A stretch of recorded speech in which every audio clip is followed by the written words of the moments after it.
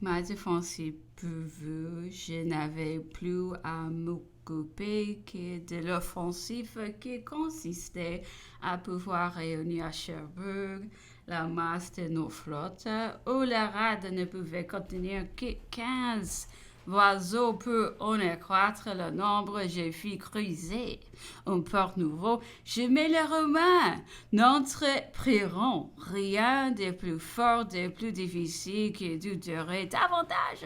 Il faut fier dans les raniers à 50 pieds de profondeur. J'en fis solenniser l'ouverture par la présence de Marie-Louise lorsque j'étais moi-même sur le champ de bataille de la Saxe. J'obtenais de la sorte la place pour 25 vaseaux de plus. Ce n'était point assez encore aussi comptais-je m'entendre bien autrement. J'étais résolu de renouveler à Cherbourg les merveilles de l'Égypte. J'avais élevé déjà dans la mer ma pyramide. J'aurais eu aussi mon lac mûri. Mon grand objet était de pouvoir concentrer à Cherbourg toutes nos forces maritimes et avec le temps, elles ont été immenses au besoin afin de pouvoir porter le grand coup à l'ennemi. J'établissais mon terrain de manière à ce que les deux nations tout entières ont pu, pour ainsi dire, se prendre corps à corps. Et l'issue n'en devait pas être douteuse, car nous aurions été plus de 40 millions de Français contre 15 millions d'Anglais. J'eusse terminé par une bataille tactique. Et puisque voulais-je d'Angleterre, sa destruction, nous sans doute, je ne lui demandais que le terme d'une usurpation intolérable, la jouissance des droits imprescriptibles, sacrés, le franchissement, la liberté des mers, l'indépendance, l'honneur des pavillons. J'ai parlé au nom de tout et peu tout. Et je les ai obtenus des grés ou des forces. Je veux peu, moi, la puissance, le bon droit, les vœux des nations. J'ai des raisons de croire que l'empereur, dégoûté des pertes qu'avaient coûté sur mer les tentatives partielles éclairées par une funeste expérience, avait adopté un nouveau système de guerre maritime. Insensiblement, la guerre entre l'Angleterre et la France avait pris la tenue d'une véritable lutte à mort. L'irritation de tous les Anglais contre Napoléon était au dernier degré. Ces décrets de Berlin et de Milan, son système continental, des expressions offensantes avaient soulevé tous les esprits au-delà de la Manche, tandis que le ministre, par leur libelle, leur imposture et tous les moyens imaginables, avaient achevé de mettre en jeu toutes les passions peu nationaliser tout à fait la querelle. Aussi, en plein Parlement, avait-on proclamé la guerre perpétuelle, ou du moins viagère. L'empereur crut devoir façonner ses plans sur cet état de choses et renonça dès cet instant au temps pour calculer que par nécessité à toute croisière, toute opération lointaine, toute tentative chanceuse, il se détermina pour la stricte défensive jusqu'à ce que ses affaires du continent fussent terminées et que ses forces maritimes accumulées lui permissant de frapper plus tard à coup sûr. Il retint donc tous ses bâtiments dans ses ports, ne songeant plus qu'à multiplier graduellement nos ressources navales, sans plus les compromettre. Tout ne fut plus calculé que pour un résultat éloigné.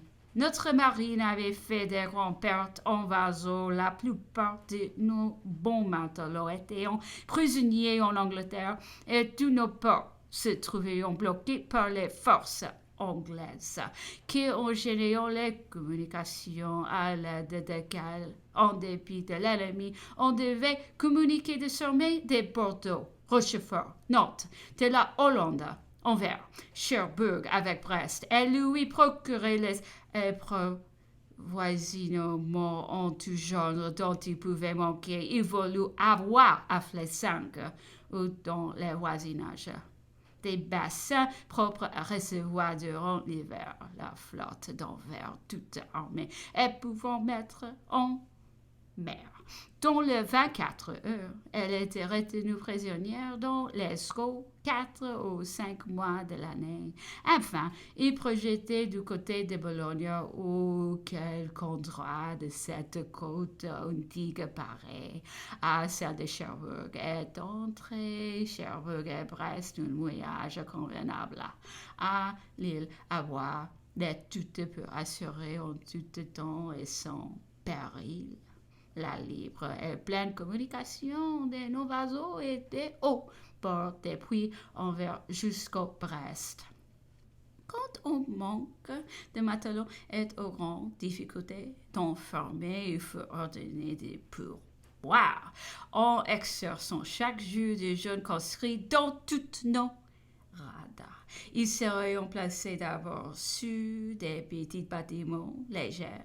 Une flottille de ce genre devait même naviguer dans la Zuiderzee. De là, ils seraient renversés sur les gros vaisseaux et remplacés aussitôt par d'autres qui devaient suivre. Les vaisseaux de leur côté avaient ordre d'appareiller chaque jour, de multiplier leur exercice de voler autant que l'espèce le permettrait d'ailleurs même échanger des coups de canon avec l'ennemi pourvu qu'on fût certain de ne pas se trouver engagé. Restait la quantité de la nombre de nos vaisseaux, il était considérable encore malgré toutes nos pertes. Et l'empereur calculait pouvoir en construire 20 ou 25 par an. Les équipages sont trouvés informés au fur et à mesure, si bien qu'au bout de 4 ou 6 ans, il peut compter sur du 100 vaisseaux de ligne ou peut-être sur 300. Et cela était nécessaire au moins de 10 ans. Et qu'était ce temps, regard avec la guerre perpétuelle aux viageurs qui nous étaient voués? Cependant, les affaires du continent se seraient terminées et furent entrées tout entière dans notre système. L'empereur eut réuni le plus grand nombre de ses troupes sur nos côtes. Et c'est dans cet état qu'il comptait enfin rendre la lutte décisive. Toutes les ressources respectives des deux nations ont été mises en jeu et nous devions alors, pensait-il, soumettre nos ennemis par la force morale et les étouffer par notre force matérielle. L'empereur projetait pour la marine plusieurs idées d'une partie de sa tactique de guerre. Il établissait sa ligne offensive et défensive du Cap Finistère aux bouches de l'Elbe. Il eut 3 corps d'escadre avec des admiraux en chef, comme il avait des corps d'armée avec leurs généraux en chef. Celui du centre eut son quartier général à Cherbourg, celui de gauche à Brest et celui de droite à Anvers. De moindres divisions aux extrémités à Rochefort et au Ferrol, au Texel et aux bouches de l'Elbe pour tourner et déporter l'ennemi par ses flancs.